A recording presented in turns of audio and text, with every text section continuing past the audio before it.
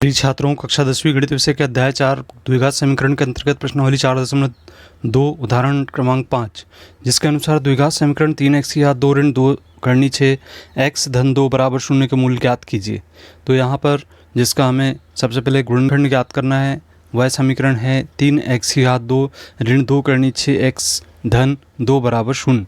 अब इसमें पहला और अंतिम पद अर्थात x² का गुणांक और अचर पद का गुणा करें तो 6 प्राप्त होता है। मध्य पद को देखते हुए इसके संभावित गुणनखंड करनी 6 गुणित करनी 6 हो सकते हैं। अतः समीकरण 3x² ऋण 2 करनी 6 को हम करनी 6x ऋण करनी 6x लिख सकते हैं, धन 2 बराबर 0 लिखेंगे।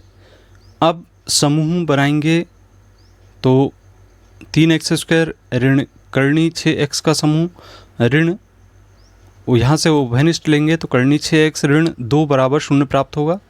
अब हम 3 को करनी 3 गुणित करनी 3 लिख सकते हैं, x² लिखेंगे, ऋण करनी 6 को करनी 2 गुणित करनी 3 लिखेंगे, हमने घातांक के नियम पढ़े ही हैं, ऋण करनी 2 गुणित करनी 3 लिखेंगे, x लिखेंगे, तो करनी 2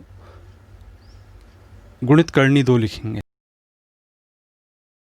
अब पहले समूह में से करनी 3x को उभयनिष्ठ ले लें तो यहाँ करनी 3x बचेगा, ऋण करनी 2 बचेगा, ऋण करनी 2 दूसरे समूह से उभयनिष्ठ ले लें तो ऋण करनी 3x ऋण करनी 2 बचेगा बराबर 0 बचेगा। तो 2 गुणनखंड हमें प्राप्त हो गए।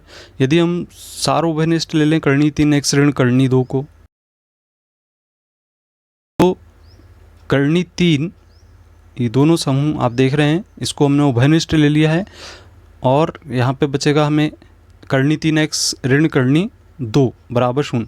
तो दोनों गुणनखंड एक समान प्राप्त हो रहे हैं। अतः हम लिखेंगे करनी 3x ऋण करनी 2 बराबर 0। पक्षांतर करेंगे तो करनी 3x बराबर करनी 2 प्राप्त होगा, या x बराबर हमें प्राप्त हो जाएगा करनी 2 बटे करनी 3।